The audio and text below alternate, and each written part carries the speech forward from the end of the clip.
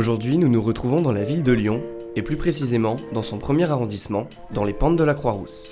Autrement appelé quartier des Canuts, terme pour parler des ouvriers travaillant la soie au XIXe siècle, il surplombe Lyon et nous offre des décors et rues abruptes, des bâtiments colorés et une vue imprenable sur la ville. Lyon est aujourd'hui reconnue au plan international comme symbole du muralisme. La ville compte plus de 100 murs peints, donnant à voir un regard original sur la capitale des Gaules. Certains quartiers de la ville se démarquent par une concentration importante d'œuvres murales. Entre fresques et street art, les Pentes sont le quartier phare des amateurs d'art de rue.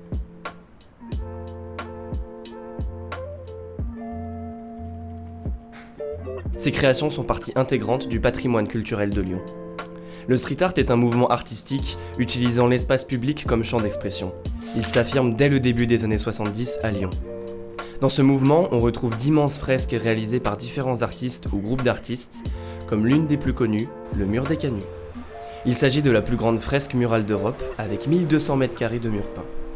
Elle fut réalisée en 1987 par la Cité de la Création, une coopérative en collaboration avec la ville de Lyon, qui intervient pour embellir les façades des bâtiments lyonnais. Cette fresque a connu 2 actualisations, la première en 1997 et la deuxième en 2013. Ces changements permettent de suivre l'évolution du quartier et de la moderniser.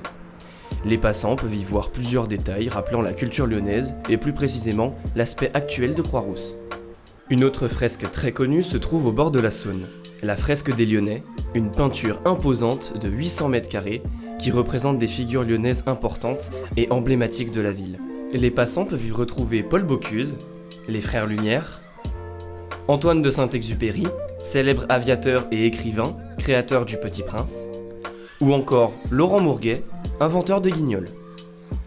Dans les pentes de Croix-Rousse se trouvent de nombreuses galeries où des artistes en tout genre s'inspirent de ce quartier où l'art ne fait qu'un avec les rues.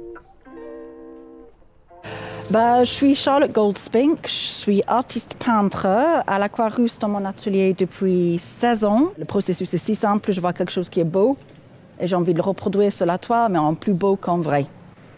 Je suis sensible au fait que ça bouge tout le temps et il y a certains que j'ai plus haute estime pour certaines œuvres que d'autres. Quand c'est vraiment de la peinture, vu que je suis peintre, je suis moins... je trouve que le collage, c'est un peu facile. Mais bon, c'est juste parce que je suis un peu puriste là-dedans aussi. Ça peut donner une âme, mais il y en a certains que ça dégrade. Et certains, ça me frustre. Parce qu'on vit dans un super joli pays et on abîme des choses qui sont beaux et ça... Mais des fois, ça peut être bien et pas dégradant, mais ça dépend comment c'est fait et où c'est fait. En 1968, les locaux de l'école des Beaux-Arts, alors situés sur les pentes de la Croix-Rousse, voient arriver un bon nombre d'artistes mêlant des techniques d'imprimerie et de soierie. Ce sont les prémices lyonnaises d'un mouvement qui gagnera en vigueur avec, comme partout en France, l'émergence du hip-hop et du graphe à la new-yorkaise. Ce berceau historique est resté le haut lieu du street art lyonnais où, dans le quartier des Pentes notamment, se concentrent de nombreux collages, graphes ou autres œuvres éphémères.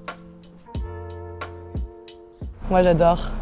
Ouais, ça fait un peu de lecture sur ma route.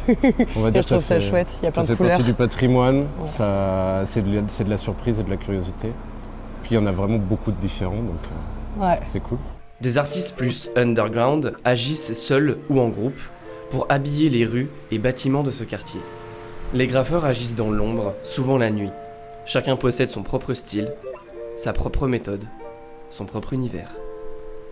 Ouais, ça va faire un peu plus de 10 ans que je graffe maintenant. Que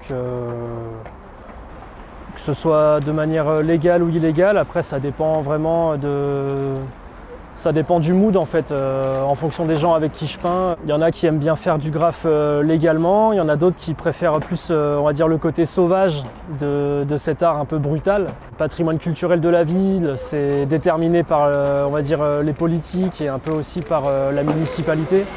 Mais je pense que je contribue à ma façon à la culture hip-hop. Le quartier de la Croix-Rousse est donc une référence en termes d'art et de street art au niveau national et international. Tous ces acteurs en font un quartier intrigant, plein de surprises à découvrir tout au long d'une balade entre le Rhône et la Saône grâce à des œuvres en constante évolution. Alors, ouvrez bien les yeux.